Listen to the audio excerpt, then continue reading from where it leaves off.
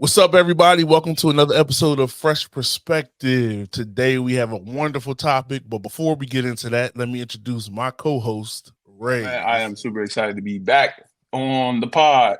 The distance is a little different. Usually we're in studio together. However, we are separated by 800 and I think it's 62 miles at this point. Oh, all So right. yeah, so I'm excited. What's up, That's bro? one thing the pandemic brought out of this, man. We was able to remember that we can do this even virtually, so that was a good thing. So we had to sign in. It's your boy Tuck, and we're gonna jump right into our first segment. What's happening? What's happening? Yeah, I'm talking about. So Take you what's back to happening, bro? baggy jeans and the 6X Yeah, the Jabot jeans. Remember the joint with the Velcro on it? Yeah, I mean, I had like Exactly. every color of them joints, bro. And my Uh-huh. t-shirts, I never kept the same t-shirt. If I got a spill, I went and bought a new $5 t-shirt from the deli. For That was sure. the joint, bro. Man, we should have stock in them white tees, man. Come on, we should have stock. Absolutely. If it Well, was a yeah. So public what's company. happening with you, my brother? Man, listen, we 862 miles apart. It is my stepmother's 60th birthday weekend. So family and friends from basically all over the United States is kind of coming in to celebrate what that looks like. And for someone who doesn't always she works a lot behind the scenes, right? Like she doesn't like to be seen in the light. So to see people, coming from far and near to just celebrate who she is, and who she has been for them, man, is super exciting. We made the trip. We left yesterday from PA, and we got here, at 5 in the morning today. And bro, we've been up. Like I got to my stepmom's. I got to my little sister's house at 5. I went to my stepmom's house, who is like right around the corner from my little sister, at probably like 6:30, 6:45 in the morning. And my Uh-huh. siblings start pulling up 7, 8, 9 o'clock in the morning. We chilling already early in the daytime. You know what I'm saying? So it's always a great time when we all get together. They said the king has returned. We must lay eyes on him. Yeah, I mean, That's so great, man. super It's dope. always good to be able to give flowers to people when they're here, right? A lot of people, there's this thing where they say, some people don't get their first flowers until they're in the ground. So, celebrate your loved one. So that's a testament to that you took that trip. You didn't count it as robbery of your time or your energy to go take the trip to celebrate, a milestone birthday in 60. So that's good. Happy birthday to your stepmom. I wish nothing but the best for her on the day, but also going forward. May Right. her best years be ahead of her. In Jesus' name. Yeah, Yes, in absolutely, Jesus' name. absolutely. So what's Well, happening, bro? for me, listen, I got my CPAP machine. I know y'all probably like, why you keep talking about that? But it's important to my health. I'm excited about it. And while it takes some getting some adjusting to as far as wearing that mask through the night, it hasn't been too bad. There's a stat where I think over 50% of people who are diagnosed with sleep apnea and start CPAP therapy end up not using the machine, right? I don't want to be in that number because it's so important to my health, my vital organs, all the things that I said before when I mentioned getting that process started. But Hmm. then I got my 2 nights in. I've done well in those 2 nights. There's like a scoring system, and I got to be in compliance and everything. So it's motivation because if I'm in compliance, my insurance company will pay for the whole thing. Oh, that's lit. They pay 70% of it. That's what it is. So that's a lot. So I want to be in compliance. I want to get my 21 days in Right. uh within the month. You have to get 21 days wearing the mask for 30 out of 30 days.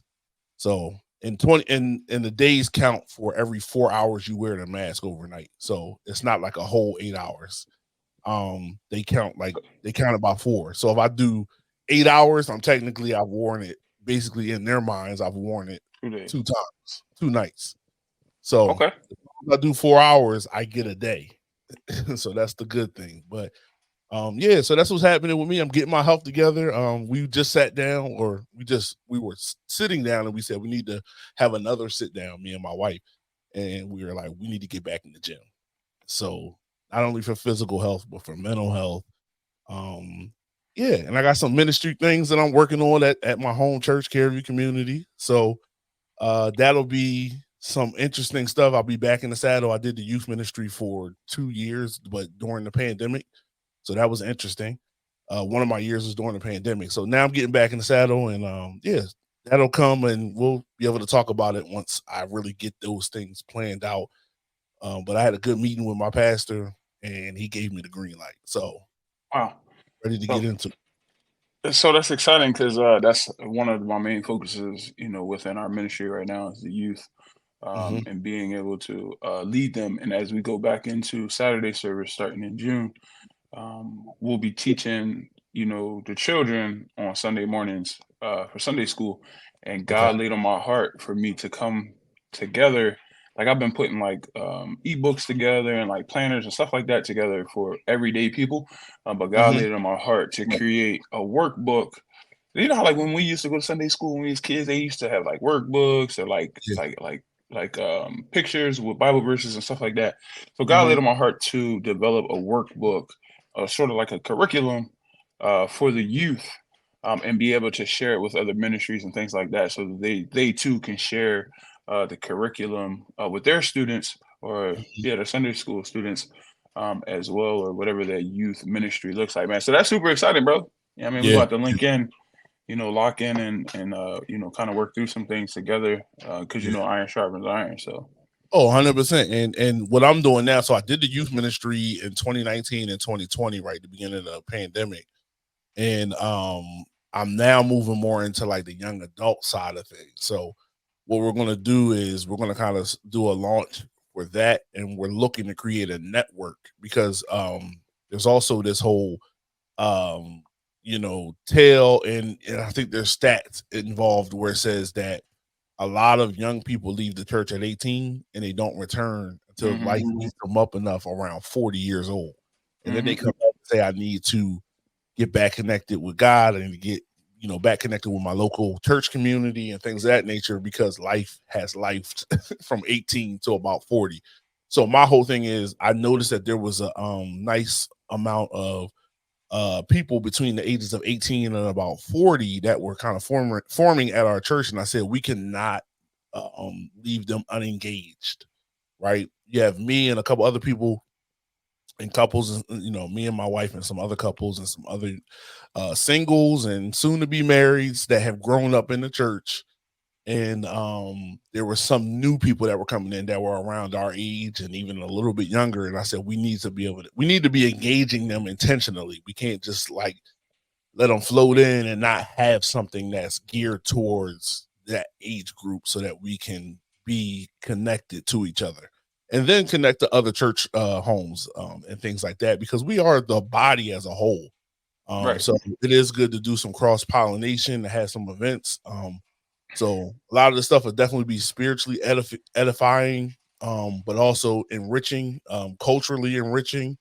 We want to do some stuff that has to do with that, being able to just fellowship with one another, do fun things as well, as do things that are very important to the Lord. So having a mixture of that kind of fellowship, spiritual enrichment, cultural engagement, and things like that as well.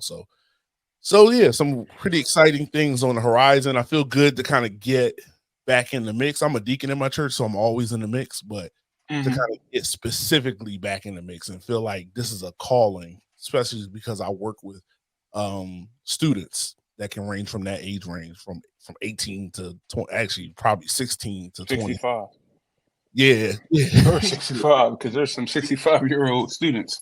And I love You know what it. I'm You know what I saying? mean? So being able to get back intentionally engaged in a specific ministry is pretty exciting. So yeah, let's jump right in, brother. There's no way to kind of segue into this next one. I think it's a Right. topic that a lot of people have experience with, in the sense of in our community, and across even other communities. This is a huge, huge topic, and that topic is colorism.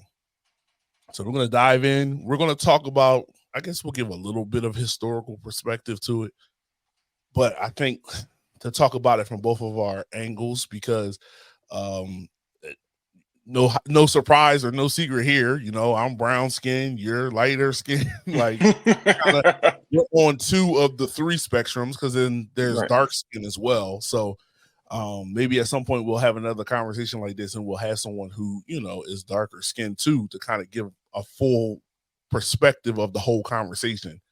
And I think that's what needs to happen. Just to kind of set it up a little bit, I think what happens is one side has a story, the other side has a story.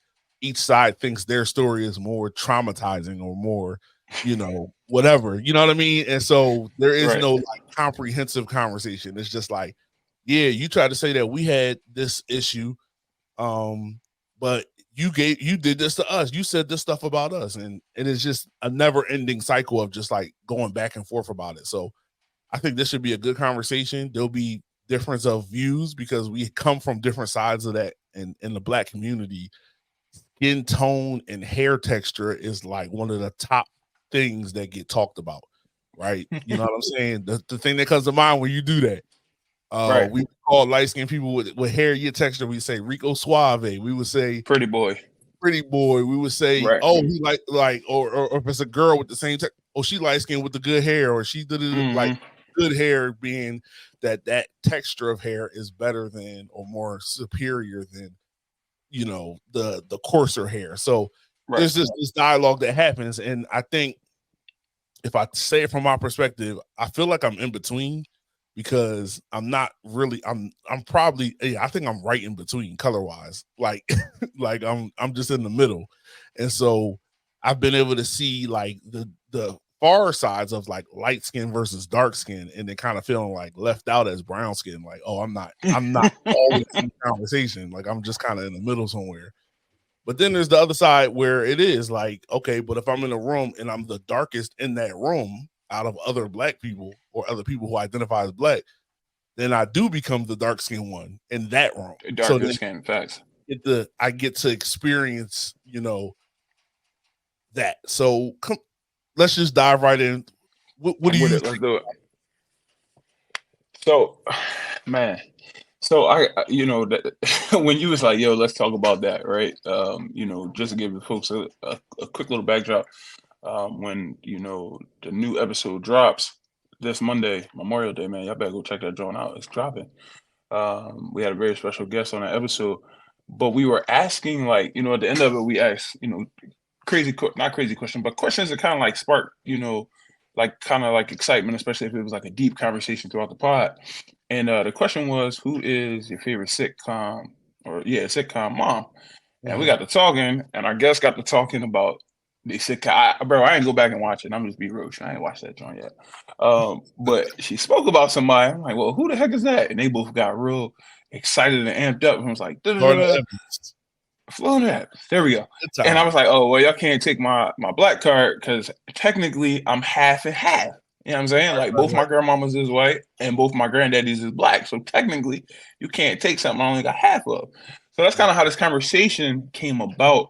But when you got to talking about hair, bro, I could remember growing up, like before I grew my hair out really long, I could remember asking my mom for braids, and I would get it, but my hair would slip out because it was so soft. So like she'd be like, "Oh, you can't get it because your hair is too soft." And I would get mad because I'm like, "Yo, everybody walking around," and bro, this is back in '90s, early 2000s, middle school, high school kind of deal. The AI era where the zigzags and the designs and stuff like that. And I'm like, "Yo, I want my hair just like that." And the fact that I couldn't get it, I was salty. So I'm like, "Yo, it's because I'm light skinned. I don't have hair like that." You know what I'm saying? Like, I'm jealous of that. You know what I'm saying? Like, or I was jealous of what that looked like. Until I met my wife and she was able to braid that bad boy up, put the rubber bands on the end of it, and my hair was able to kind of stay in that space. But yeah, man, that was kind of like the start of it. And then, the whole, the internet, kind of going crazy with like you were saying, dark skin versus light skin, right? Light skin is up. I think it was like 3-2 or 3-1 the last time I checked. But I don't really pay attention to beyond the surface of what that kind of stuff looks like. Because again, you know what I'm saying? I identify as African American. However, I'm Caucasian American or Caucasian Afro American or Afro Caucasian American, whatever you want to say. But yeah, that's kind of where I stand. Biracial, so many different terms that I've heard people that I'm connected to who have a mixture, particularly those who are mixed, which I've had most experience with, mixed black and white. Some of them call themselves biracial. Some of them say they're mixed if they have more than just black and Caucasian, but they don't have like a whole bunch of the other ethnic background. They just know like, okay, my mom's white, my dad's black, but I'll just call myself black mixed because there's also maybe some other things mixed in there. Right. It's just easy. So yeah, I mean, there's that. Like, there's a movement for that, and I have a friend I was in grad school with, and she's very big on just like the experience of being a mixed person in the black community, and just in the world at large. But some of the conversations we had really surround like the black community, and sometimes I'll be honest, it irritates me because from my angle, I feel like light skinned people have had more privilege in our community. So I would say, and I would say privilege in a sense of favor in the community. Like growing up, I remember seeing mostly light skinned people playing opposite of our biggest black stars, right? Light skinned Latina or just light skinned period. So light skinned women getting those roles. There wasn't a whole lot of room or space for dark skinned women. So inherently, I feel like because of that, I grew up more attracted to light skinned women. But I came from a brown skinned woman and I was around brown skinned women. But the most sought after, or the women who were seen as the top notch and worst, Right. people that use like exotic and stuff like that, were always considered to be the light skinned women. So I feel like I was conditioned to like light skinned women by media and even our culture, because anything that had to do with being like a darker skin with coarser hair was like, you need to try to change that. So it's like straighten your hair, put in weave, like for girls and stuff like that. For boys, for men, keep your hair very close so that it just looks better, and make sure you get even the whole waves thing.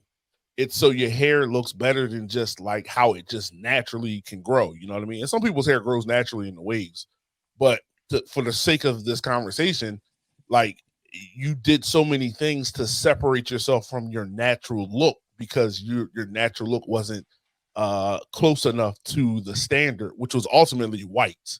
White women would be the standard for beauty. White men would be the standard for being handsome. And so you had to try to get as close as possible down to wearing suits and all of that good stuff to be considered in that realm as far as historically. Now, more recently with DEI, especially in the media realm, I think it started to shift and be more intentional about highlighting black men, black women, even of darker skin, as beautiful as just what they look like, as opposed to them changing and shifting to try to look like what a old standard used to be. So when I hear the conversations now, it grates against me because I'm like, wait a minute. We always thought y'all look better than us. The media told us y'all look better than us. Right.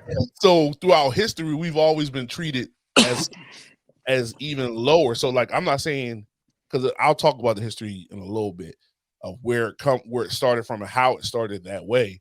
But that's how I always feel. So when it comes up, I kind of go like, oh, let me get a small violin for the light skinned people who just had it good from everybody. Like I feel that way. So I'm gonna be honest with you, bro. Like that's how I feel sometimes. I'm like, The truth is really? coming out.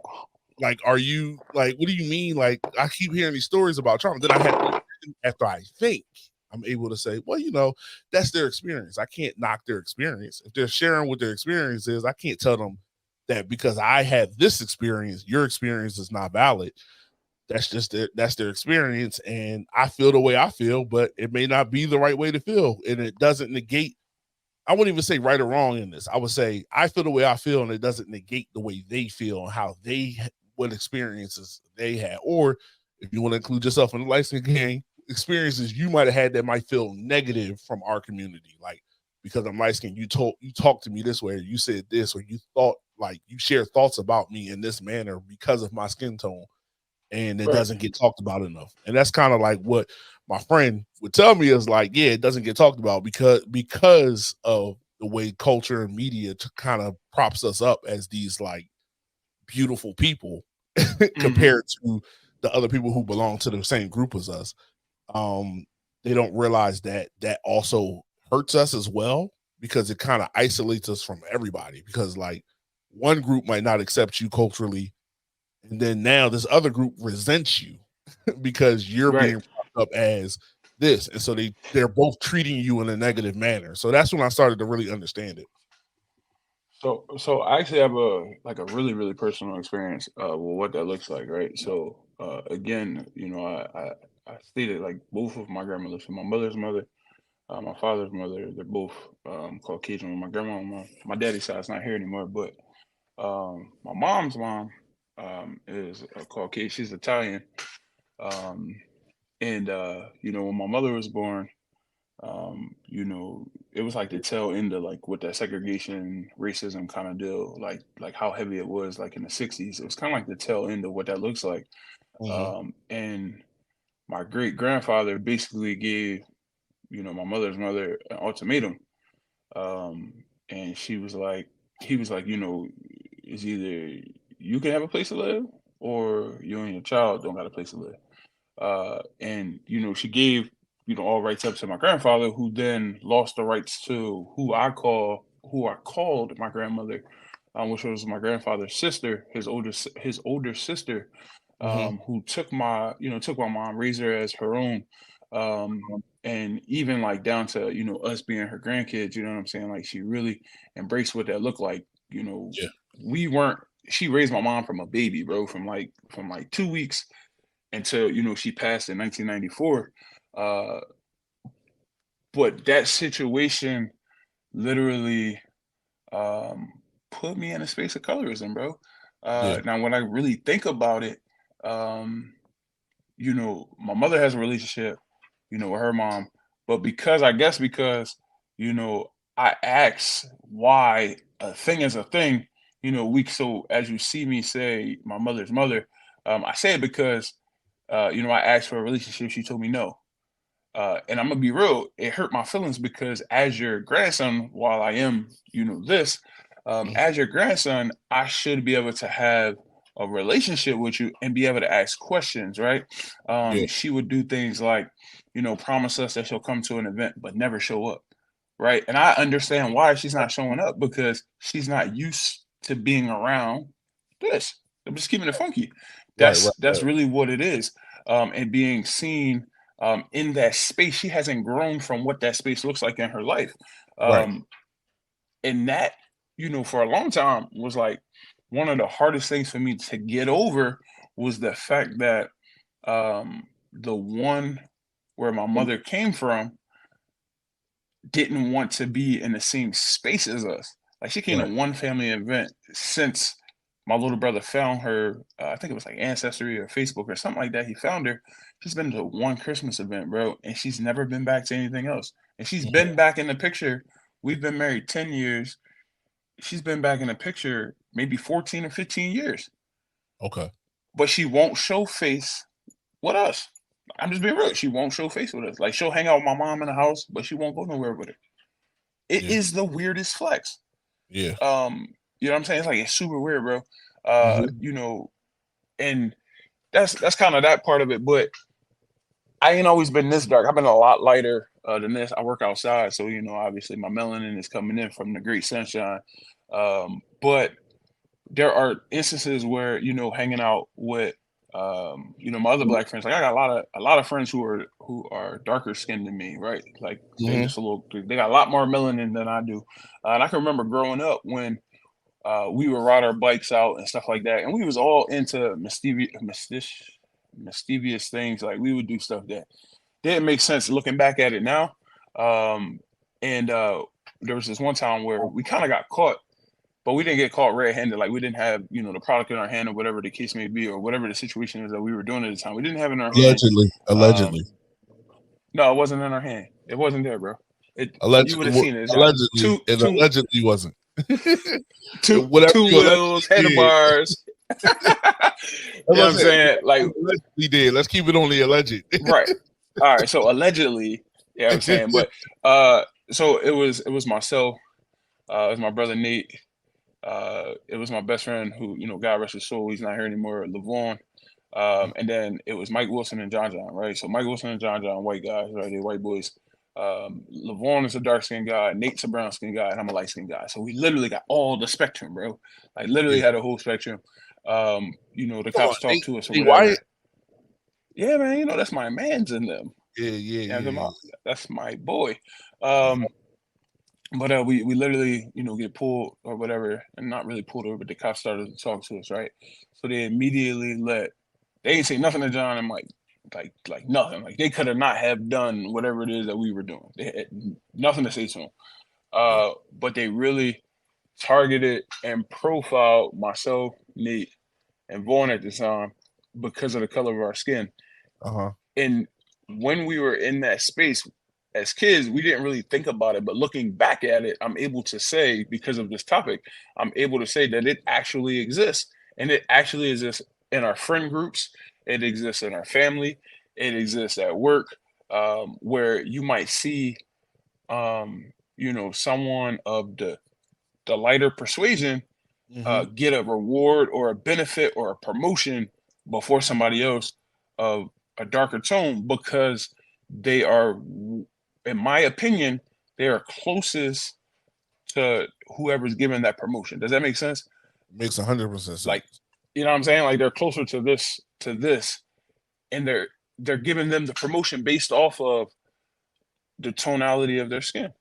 Yeah, yeah, And we still live in a space of borderline racism, bro. And we live in racism in the black culture, in the yeah, black community, and we really don't even identify that we do that. You know what I'm yeah. saying? Like a dark skinned man, coming at me because I'm light skinned, that's racism, bro. Colorism. The whole It's still racism, bro. It's not Like, racism because it's the same race, okay, it's but color. it's colorism, which is birthed out of racism. And so that kind of Okay. goes into your point, though. When you talk about the work thing, just real quick, like just to talk to kind of go back a little bit. So we look at slavery, right? All the light Right. skinned people were created from assault back in slavery times. Right. But those people being, and I say that like on my mom's side, we know that we know we could trace our heritage back to the plantation. Mm-hmm. Me And too. we know that the one of the father, the biological father, was an owner at some point, was an That's true. owner. And the thing that he did that was different was our family that came out of that on my mom's side. He gave them land. He gave his children land, like his black children. Mm-hmm. So that was the difference. So we had land to go back to. Like I was at a family reunion at our land, like back as a kid, 6 years old or whatever, down south. I think it's I'm drawing a blank, but I think it's Winston-Salem. Oh yeah, North that's not Carolina. too far. So it's that area, and so we can trace it back to that. We know there's heirlooms, like in my mom's side of the family. One of the women, my mom's, I think it's her cousin, but like my grandmother's tier. So that Mm-hmm. she's my grandmother's first cousin, and then it's my mom's. So it's my Second mom's cousin, technically. second cousin. Yeah. So we got really connected with her. She was living out in L.A., so she moved back to this way with her family, down south. But she was living out in LA since like I want to say the 70s or the 80s. She bought a house and everything. I mean, she bought her house for like, she was telling us just to go into it. And she's very light skinned. So like if you saw my mom's side of the family, my grandmom's side, a lot of them are very, very light skinned. But we have brown skin. We have, I believe, some darker skin, and even some, I want to say that there's maybe even some white folk that's a part of our family that they know. I don't know if they're like as engaged with that part, but it's part. They're Mm-hmm. from they're from going straight with the owner and his wife. Like there's that side of Right. it. So to go from that, those slaves got to work in the house because they were lighter skinned, and some of them could pass. Like back in the day, some of them could pass. Like there's stories about that where you couldn't tell the difference. And we still see that. There's still sometimes when you might look at a person who's very, very light skinned, but not in a way where, but so they're so light skinned that you're like, wait, are they like, That's how my dad is. like you can't, you can't make out. You're like, I don't know. And so you have that, and honestly, so like my sister, some people know, some people don't, but I have a sister, older sister, biologically my father's daughter. And she's mixed. She's white and she's black. And so similar to your mom's story, was a very similar situation. She was actually put up for adoption. We know her parents that raised her. They're wonderful. Oh, her mom can cook. She live in Dallas. So that's my Dallas connection. Okay. Why I'm kind of I got that connection to Dallas and everything. And so I tell people all the time, like, oh yeah, you ain't never. I said, actually, I've been to Dallas quite a few times because I got the like I have a connection. Like she took me to my first Cowboys game back in 20. What was it? Was a Zeke year, so I think it was 2016. It was when it was really like we was really hopeful about Zeke and Dak Right. as far as what it was doing. But yeah, so she's mixed, and but she was raised her parents, and I don't even want to say scratch the adopted part, like her parents who raised her, and have done a wonderful job and are wonderful people. They black, they from Houston, they come by way of Houston, they black, like just both black parents. So she was raised by two black parents, and but she's biologically white and black, right? So Okay. I'm sure she's faced the colorism thing too, and my sister Right. is beautiful, right? So girls, I think they have it really bad when it comes to this dark skin versus light skin thing. It plays out in the movie. You ever see the movie School Days? Spike Lee joint. So in Maybe. that movie, one of the tensions, Lawrence Fishburne is it, and I won't give it up to you. You got to go check it out. You know, this is another the Yeah. Spike. I, You hold on. gotta Let me watch put that in Spike my Lee. list. Yeah, Let me put it in my list right now. I got you. all right. So while you doing that, I'm gonna wrap this up really nicely. So just to give an overview, I won't give out the whole thing. There's tension in this movie surrounding activism for the black community, and also surrounding whether you're in or like you're down or you're not down, right? And so there's these principles and ethics that the main character, and technically there's a few main characters, but the really Lawrence Fishburne plays Dap, and he's like the main character. And I would consider him to be. It's weird. This is such a wonderful movie. You know how most movies there's a protagonist and an antagonist. This Mm-hmm. movie's weird because Dap can be seen as the protagonist, but his antagonist, and I'm drawing a blank on his name, but it's the dude that played in Breaking Bad. The he was also in Do the Right Thing. You saw Do the Right Thing? And that's Bro, I'm another. not really a big. I'm not really a big like you'll know. Well, no, you probably won't know, but you'll start to learn. Like I'm not really a big movie guy unless it's like again like a Bad Boy or an action movie or something like that. But I'm not really big on like let me go watch this movie. You know what I'm saying? Like, but June the 7th, I'll be in the movie Yeah, theater June the I'm with 7th. you on that too. I'm into all things movie, TV. It moves fast for me. I got ADHD, so for me, I need stuff like movies. I would do a movie, and people are gonna kill me over this, but I would do a movie over a book. But that's just me. Like if you could put it into a movie, I'm in. Like that's All just right, me. I'll take it. But His name is say it again. Julian. It was like, yeah, his name is Julian, the head of the biggest fraternity on campus. That guy. Yes, absolutely, Yeah, 100%. yeah. He was in he played Esposito Breaking or Bad. something like that. Yeah. But dude's a amazing actor. He's an amazing actor. But the whole tension is between kind of like them two, as one who kind of represents like keeping the status quo and not getting too deep. Mm-hmm. It's kind of interesting because it's kind of like Drake versus Kendrick right now. Like it's and I don't know if it's still happening, but it's like that kind of like, yeah, like life is deep for us. We black, we gotta fight the power, we gotta do this. Like Dap is that guy. And then he's like, it ain't that serious. Like, or, I'm doing the work, but I don't have to be all intense like you are. You know what I mean? Like, so there's that piece of it. But so there isn't really it's weird because either way, like, if one loses, we kind of all lose. We need people, Absolutely. need to come together in unity, whether you're light skinned, dark skinned. And then, Lawrence Fishburne's not dark skinned. He's He's probably if he's considered to be brown skin, he's probably Like more on mahogany. he's probably on the lighter side, honestly. I think he's True. lighter than me. You know what I mean? So, but yeah, I say that to say that whole tension, light versus dark. There's even a whole scene. I want you to watch it. So when you get a chance, Let me ask this question. yeah.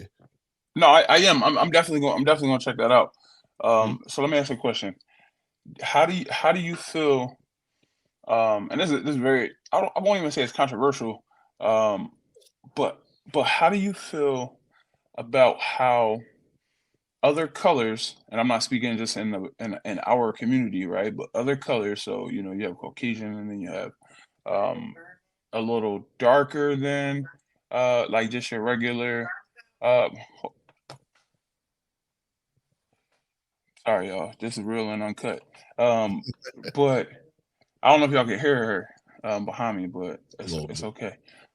Yeah, it's all right. So, um, so what I was saying is, so like other cultures, other colors, bro. Literally, if you look at it, right, they are very unified. There's still pockets of people who, in those colors, Mm-hmm. they they are outlanders or outcasts or whatever that looks like.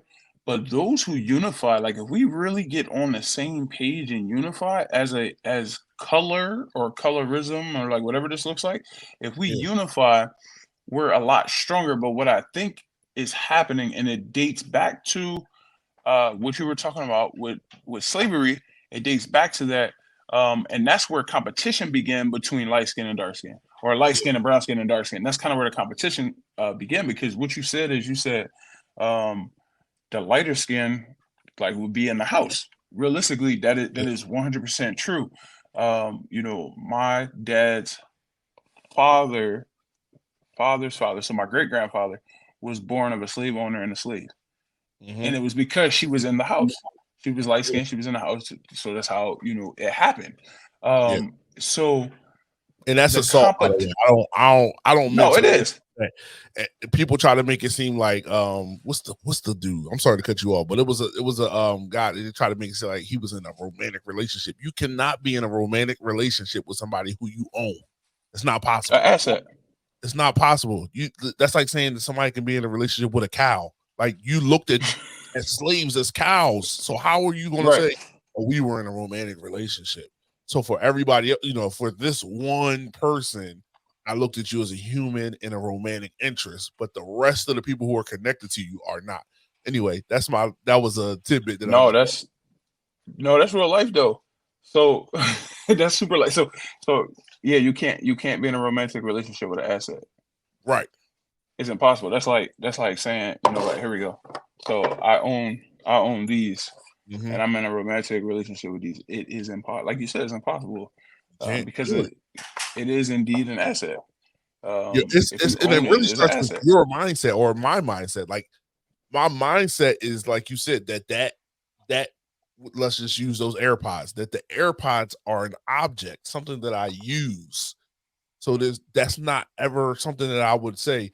Oh, now like these AirPods, I'm going to be in a relationship with these AirPods. You know what I mean? Right. Like no, you can't say that because now it's like, oh well, the rest of the AirPods now have romantic value to them too. Now it's like, no, just this one I had a relationship with. I forget who it was, but I don't want to misquote it. I think it was Hamilton or something like that. I think they have the stories about them and they try to romanticize because he had, because he assaulted slave women, women who were slaves, and they tried to make it seem like he had a relationship and all this kind of stuff. And it's like, no, that's not possible. Stop.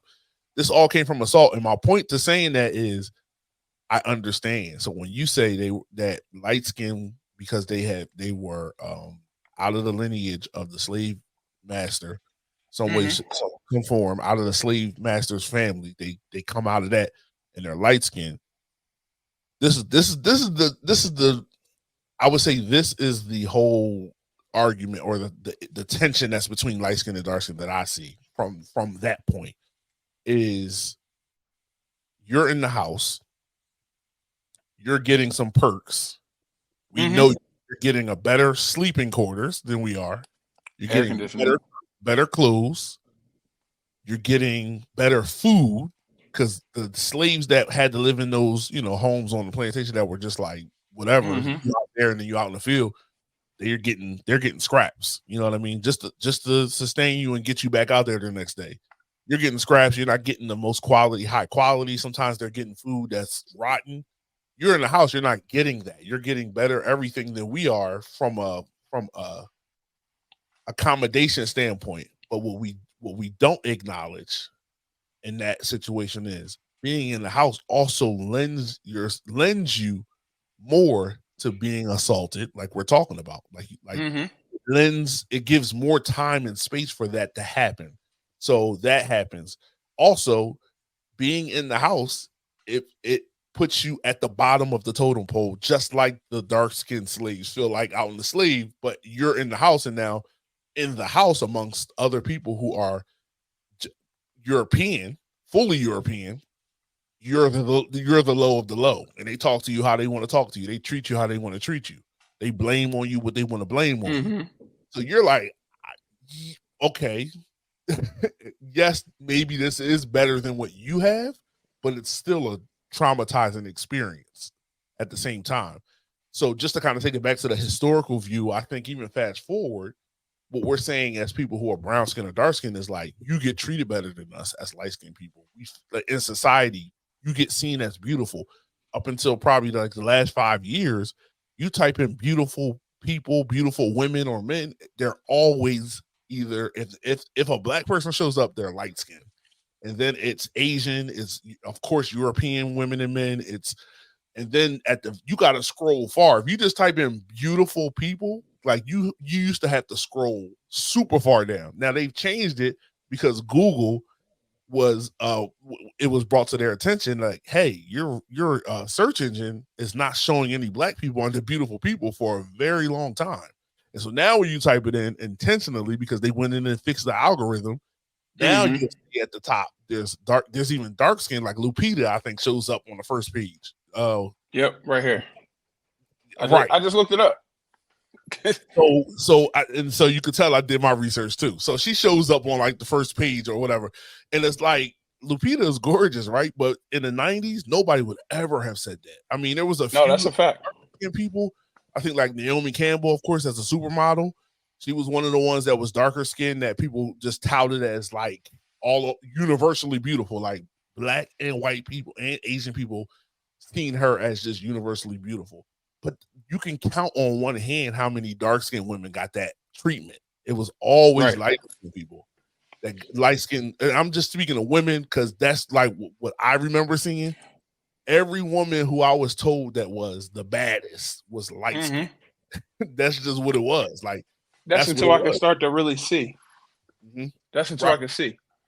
When I realize, so to go into your point, right? So like when I realized, because my mother is light skinned, obviously, and they say like most men, kind of their women reflect their mother. Most men, their women reflect their mother, whether it be in color, height, weight, whatever that looks like. They kind of reflect who their mother is, right? So uh, when I was growing up, light skinned, white, that was kind of like my swag, right? I was like, man, if you darker than me, it's like it's not gonna happen, right? Right. Right. Right.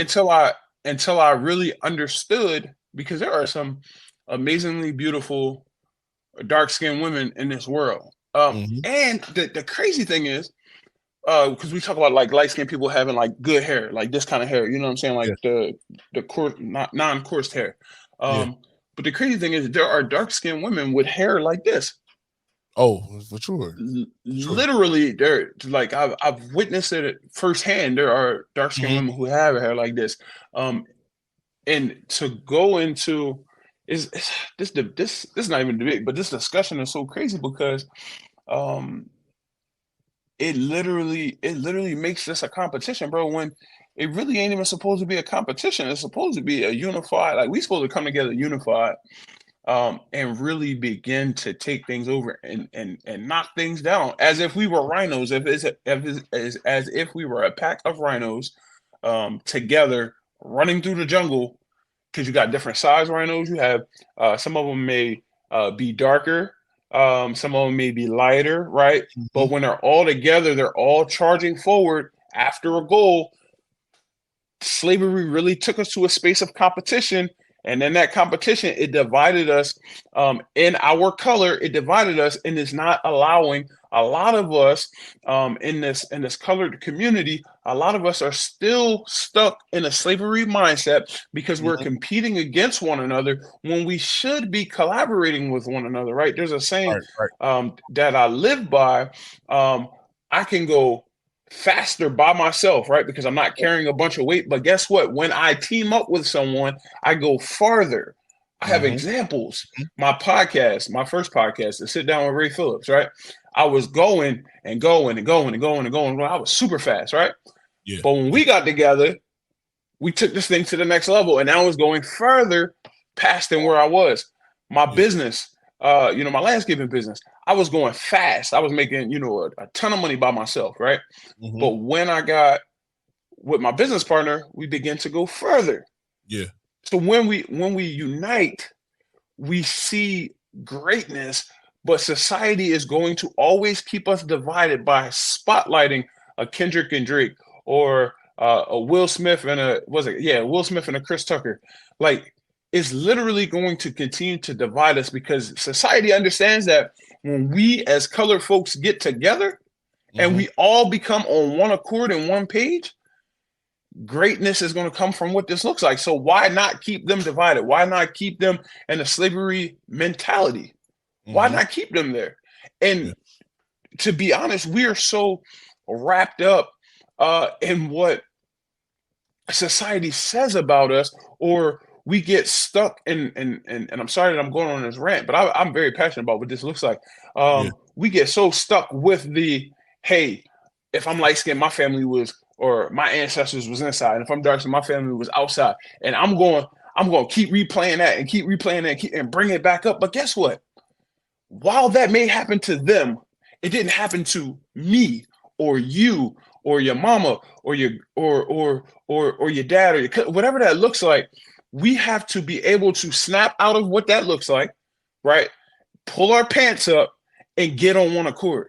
Because if we stay stuck in slavery mentality, if we stay stuck in this competition of who's better than who, we may never see the full totality of what this land has to offer. There's an inheritance in this land for all of us, but if we don't come together, we may not see what that inheritance looks like.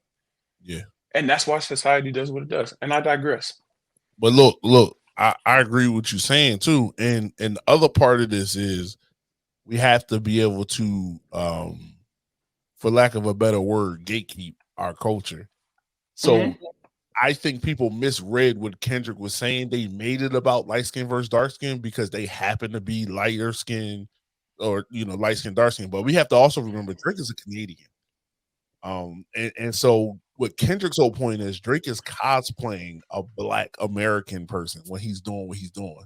His was more of a cultural jab that he was taking at Drake. And I think people, because there's so much trauma and wounds and hurt around light skin versus dark skin, they took it to, oh, Kendrick is playing up colorism and he's supposed to be an activist for the community. And it's like, but Drake's not a part of our community. Mm-hmm. He's a hip hop artist, but he's not from the black community.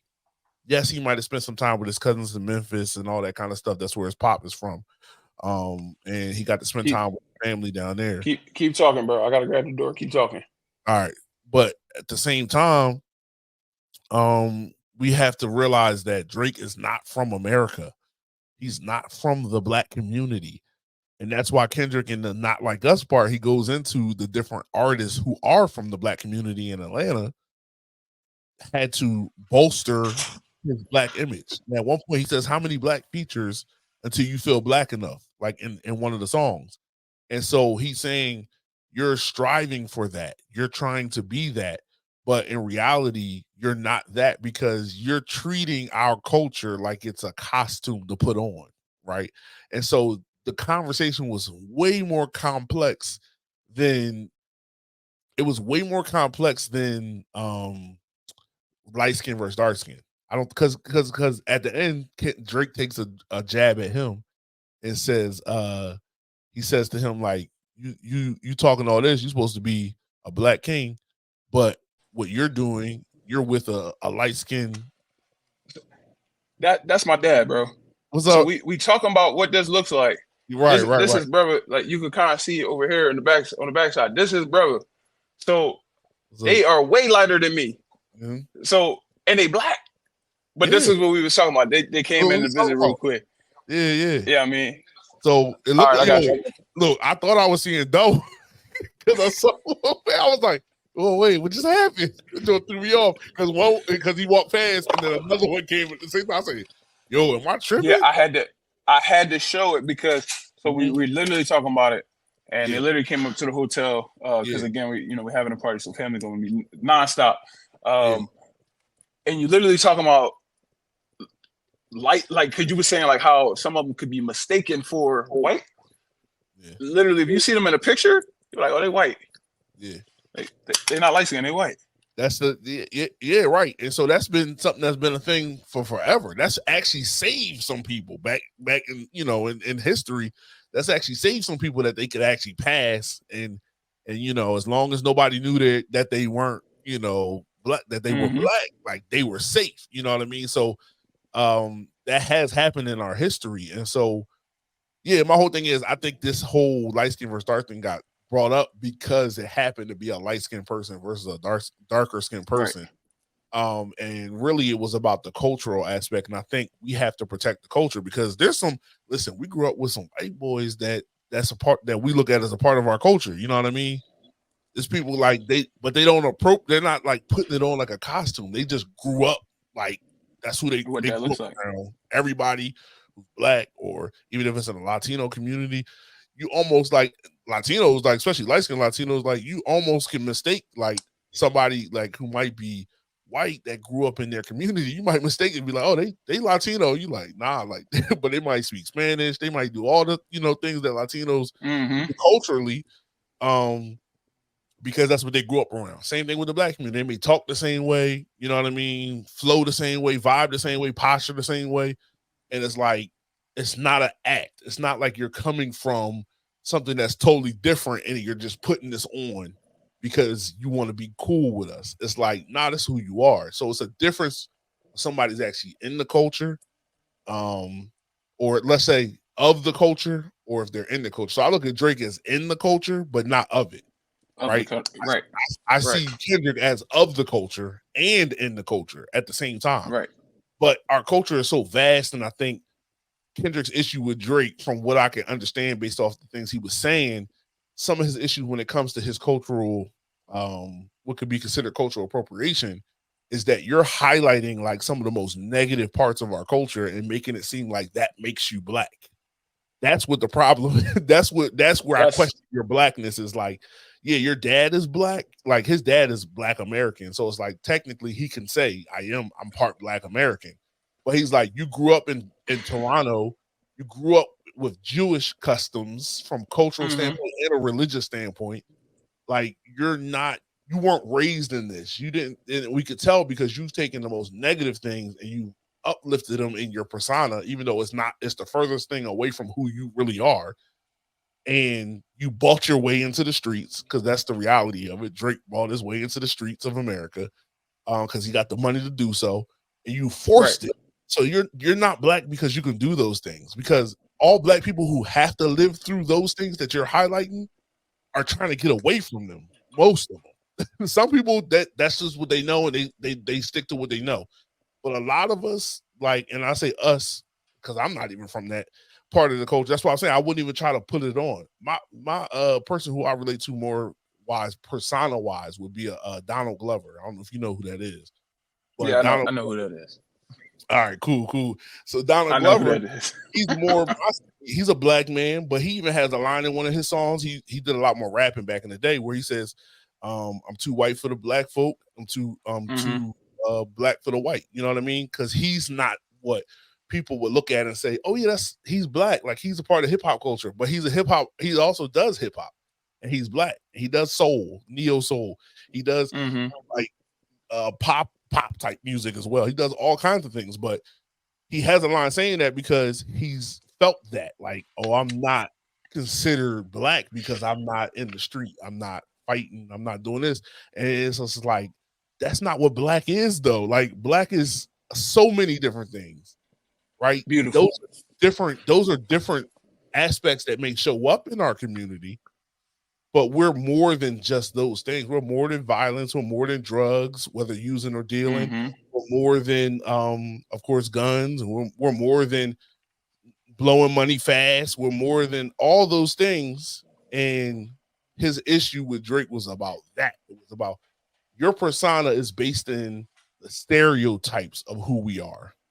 And you highlight the stereotypes of who we are.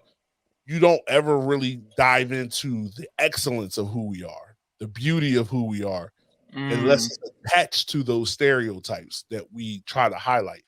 And you basically are almost like a agent of the industry in that way, because that's what the industry, whether it be music, movies, TV, whatever it is, that's what the industry would want to put out about us. And that's what they have put out about us in propaganda to the world. That's why when you immigrants that come here, even our African brothers and sisters that come here, their parents tell them to stay away from us. In my experience, I won't speak for everyone. In No, my that's real. I've engaged with African brothers and sisters from all over the continent of Africa. And one of the things that has been a theme when they've interacted with me is that their parents always told them to stay away from black folk, that we ain't no good. Mm-hmm. We ain't no good. But that's because they only know us from the music. So gangster rap in the 80s, 90s, 2000s. They know us from the music. They know us from TV, all the gangster movies. Any movie we in, even if it's not a gangster movie, we are the flunky. We're comic relief.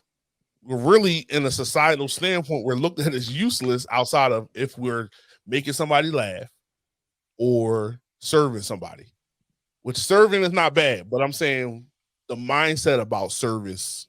So putting a person in that position perpetually, never. So that's why Black Panther was so big, because you get to see, and he was African, but you get to see a black figure as a king.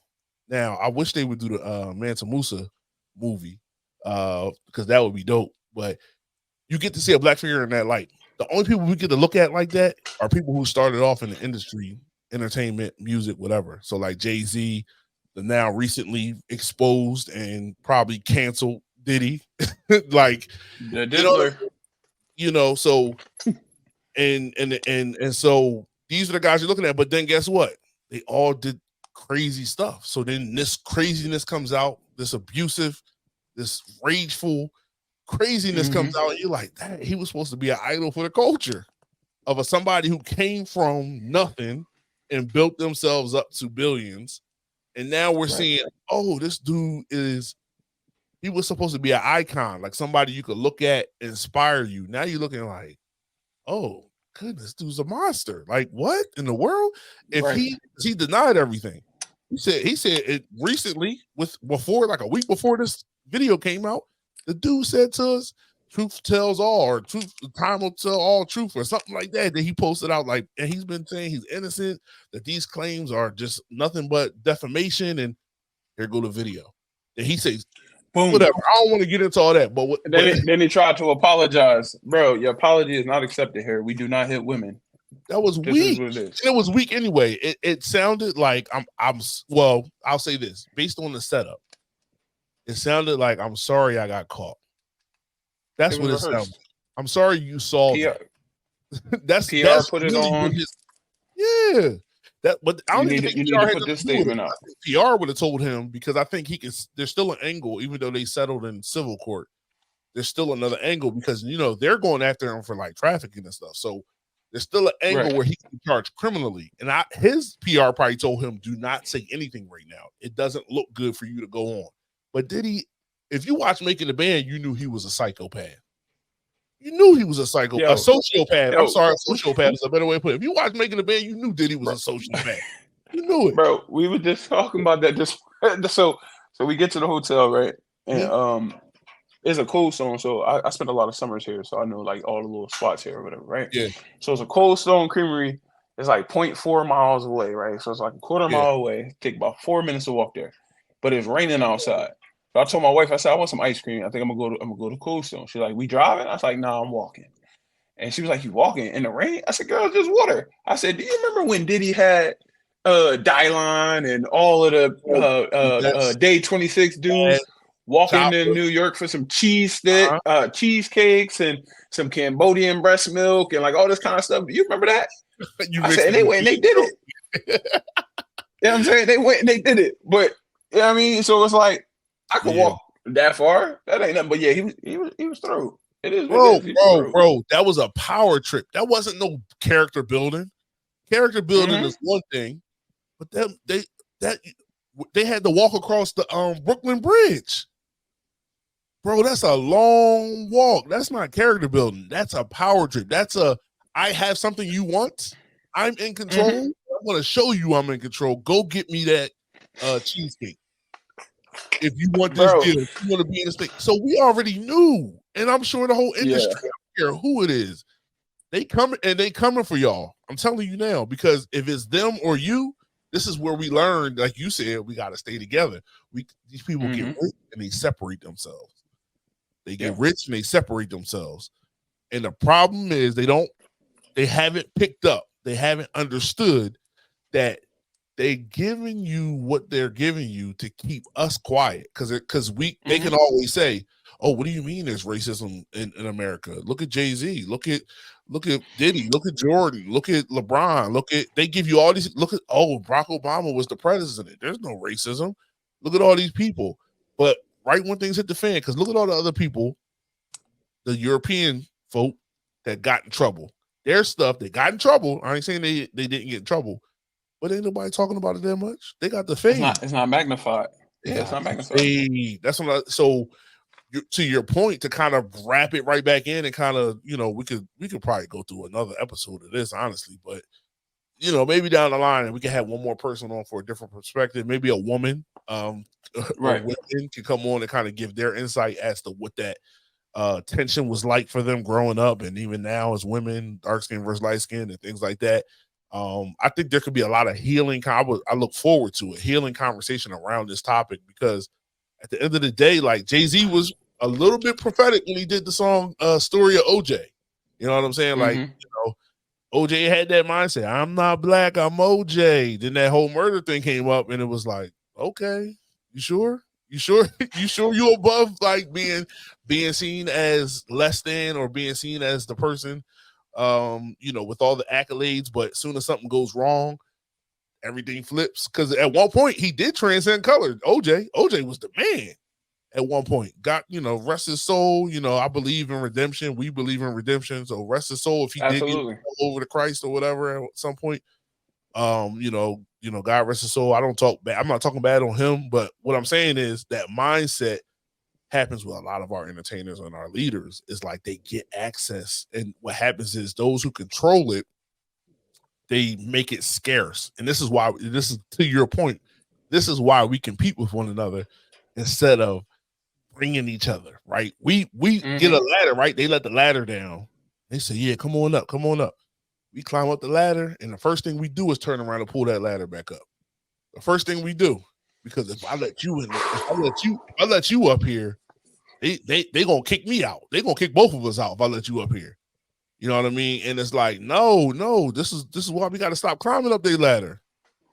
Yep. We got to get our own summit and Yep. keep it, right. And so whether you light skin, dark skin, brown skin, Asian, even if you white, if you poor on white, man, I'm a big Fred Hampton fan. He was trying to get all the people together, right? They demonized the Mm-hmm. Black Panther Party as much as they did, and a lot of people fell for the propaganda. Even to this day, people our age believe that the Black Panther Party was evil, and they did nothing but help the community, protect the community, serve the community. They did what the police was supposed to do for the community, for the Black community. They did what the police was supposed to do for the Black community, right? Protect and serve. So in reality, like, I look at Fred Hampton, he went to poor white folk and he said, yo, they on your neck too. They not just on our necks. I see it. Now, what's going to trip them out is if we come together. You stop thinking I'm your enemy. I stop thinking Mm-hmm. you're my enemy. We heal. We gotta heal. We gotta talk about the stuff that because poor white folk did stuff to black folk, vice versa. But I think in mostly in that direction, a lot of poor white folk joined into that propaganda of racism and being, superior and all that kind of stuff. We gotta heal from it, and we will continue to heal as we build this relationship. But we're gonna trip out the elites because they're gonna be like, yo, this was never part of the plan. But this is why they killed him. This is why they killed Dr. Martin Luther King. This is why they killed Malcolm X. Those are so Fred Hampton started off with that. Martin Luther King and Malcolm X, their views began to change. Martin Luther King started talking about the poor people's march and initiative, where he was trying to get all poor people together to realize that the powers that be, as we would like to call them, are withholding resources from all of us, and we need to go get those resources and demand those resources. It became less of a black people need to get this, white people need to get this, or whatever. It's a we as the people who have similar experiences need to hold the elite people who call themselves elite, take all the resources and money and hold it up here and make them do right by us. And that's why they took those guys out, because they were going to unify people that were against each other by strategy. Though they pit poor people against each other for strategy. That's the thing that they don't get. Even right now, we look at the election. They're pitting. Look at the people who are going at each other. Is low income, maybe to middle class white folk against low income to middle class black people who are getting the shortest end of the stick in America together. So, yeah, they dealt the same cards. The same cards, but if they convince the poor white people that they are closer to the elite white folk, then they feel like, well, I'm better than you. And so then now we're competing against poor white folks and middle class white folks for resources, and that's why it's so intense, because it's like, I get what I get. If you get what you get, I ain't gonna get what I get. I need to get, and so there's that mindset across those borders, but it's also the same mindset within our community too. It's like, if you get what you want to get or what you are trying to get, then I can't get what I want to get. And it's like, it don't have to be that at all. We don't have to fight. We don't have to fight capitalism with black capitalism, honestly. If we all dwell together, like you said, and we go together, we can go so far, and everybody doesn't have to become billionaires. we can live very good lives and not become a billionaire.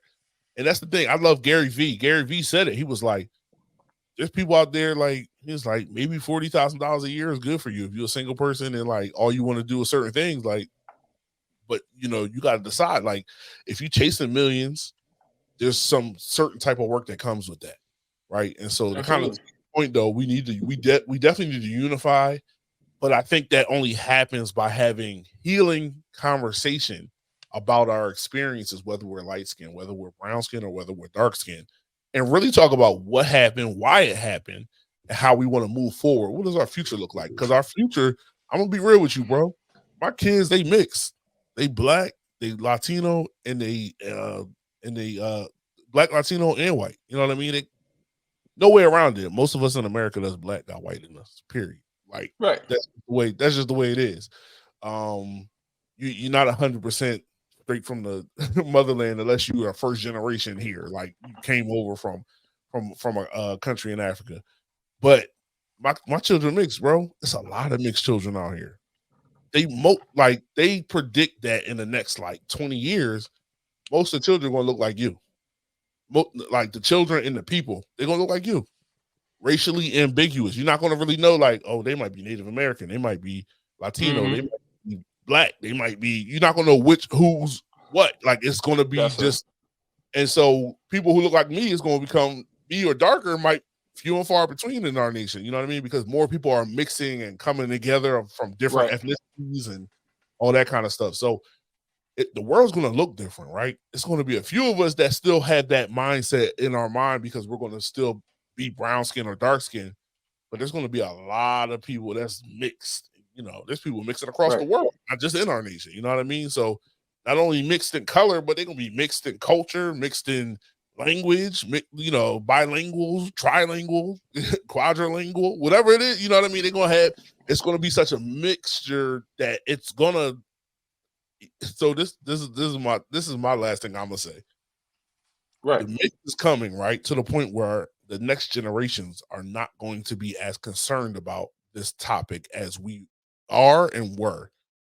We can either be a part of Right now. that intentionally, or we can resist that to hold on to traditions and norms that we've experienced throughout our life and miss such a beautiful thing.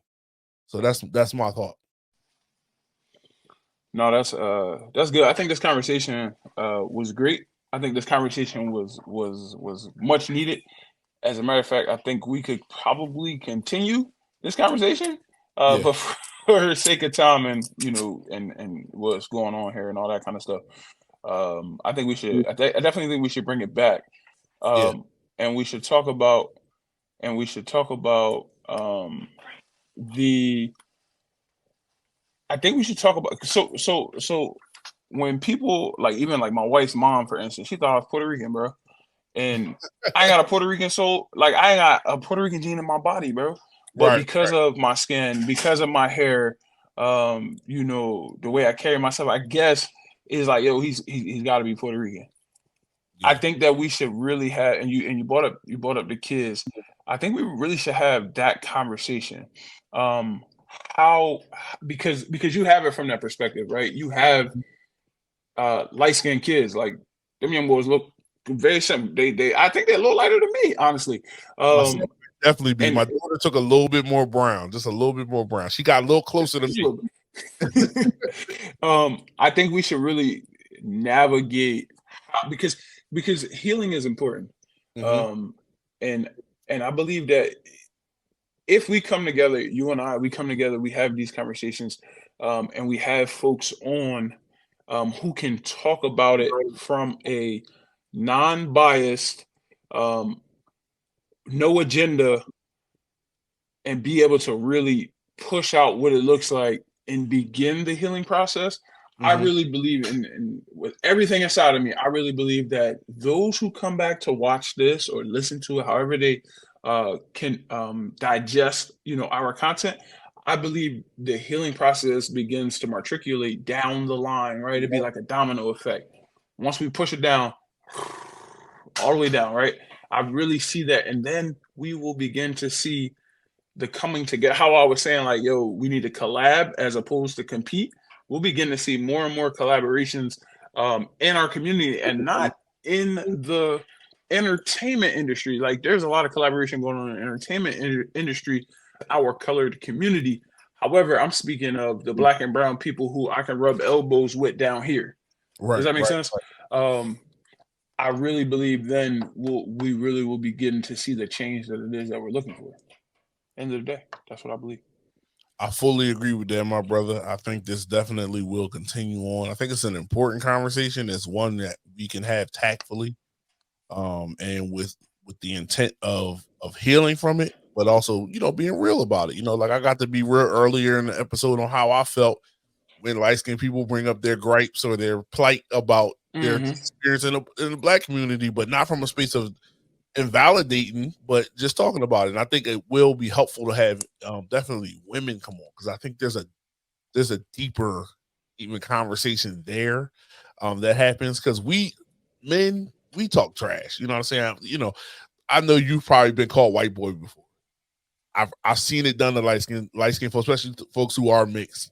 They get called white boy, especially if it's out of Mm-hmm. heat of the moment. Like, man, just trying white boy, like just trying, because that could be a dig, because that could be a struggle with somebody who's mixed and growing up in the black community around people who are maybe brown and dark skinned, and you feel like the outsider. Like, man, Mm-hmm. I'm like one of the only light skinned people around here. Especially if you hang tight with people, you like, man. And so when somebody take that shot at you, it's like, yo, like that's fighting words almost. Like, we gonna have to fight because I'm black. Like, you ain't gonna do that to me. You know what I mean? Like, and so I've seen it, and then I've seen darker skin or brown skin people get just like called ugly just because they have Right. their brown skin or dark skin, and not because of anything else. Like no other thing backing that claim up. Is just yeah, because you dark skin, or the others, the backhanded compliment that I've heard said to women is like, you cute for a dark skinned girl, bro. That's so literally. I had man. Yo, this conversation could really keep going, bro. I know we're gonna have it soon, so we can like part two it. We can keep going. I think it's gonna be an ongoing conversation. It'll be a staple conversation. Yeah, because I dated a girl back in the day, and she was dark skinned, and somebody said those exact words to her, bro. Yeah. Like somebody in Pat, we were. I think I was in fire school or something, and one of the firefighters in the fire school with was like, "Man, you beautiful for a dark skinned girl," and I'm looking like, "Huh? Like what, bro? Like what are we talking about right now?" So when you said it, it kind of like it stuck out because it was like that was a real life experience for me. Like I witnessed somebody saying that to somebody I was dating, and that was personal for me because I'm like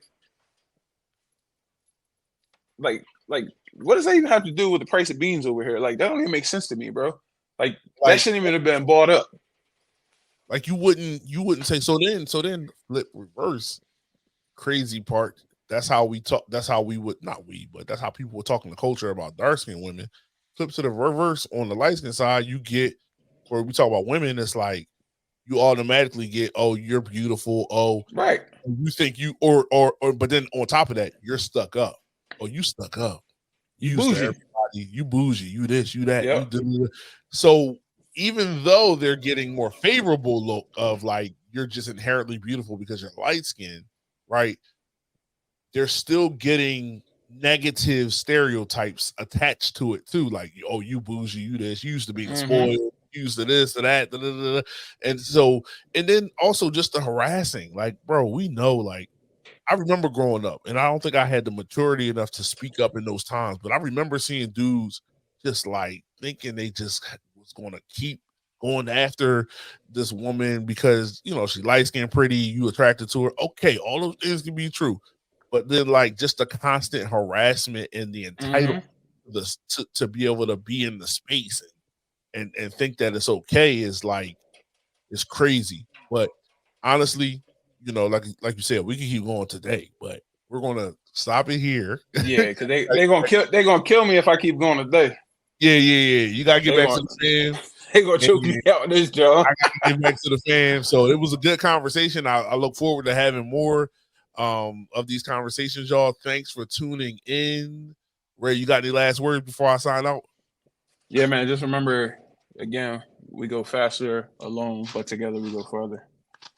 I mean, take it how you want it. Think about it, though. Yes. Let's get back to Ubuntu, which means I am because we are. Ubuntu. So thank you for tuning in today. That's UBUNTU. Thank you for tuning in today to another episode of the Fresh Perspective podcast, where we seek to have serious, fun, at the same have serious, fun conversations. Whoa, I saw that. That was lightning, bro. It's going down. It's going down, bro. It's going down. Thank you. On that note, thank you. We're gonna get my brother off. We'll get him off the electronics right now. Going down, bro. I told you. Hey, it's your boy Tuck. And my co-host Ray. Yeah, man. Back in the day, hey. No, I'm just playing. Yo, we can get it in, yeah. You know, I can't stand the rain. No, I'm just kidding. Nah, man. But as always, I enjoy doing this with you. Hope you all subscribe, like, comment, engage. If you want to come up on the show and talk, especially on a topic like this, let us know. Maybe we can set it up. You know, we can get you in the studio. As in the StreamYard studio, and get you up here to share your thoughts and your opinions and your experience. So just have a wonderful weekend. This will be coming out this Monday. Short turnaround this time. We had this one. This one will be coming out this Monday on Memorial Day. Okay. The other one out last Monday. Or not last Monday, Monday before last Monday. Saturday, the Mother's Day Saturday. Oh yeah. I listened to it. I didn't see the visual. That's why, because it's on YouTube. I gotta go back and check that out myself. Yeah, check it out. Oh, So that's all right. this one will be coming out for Memorial Day. Short turnaround. We're not doing a bunch of editing on this. I'm letting you know now. It's going straight up. Live and in action because Going up it's a on a 2-day Monday. turnaround. So we'll see y'all next time. Fresh Perspective Podcast out. You know what I mean?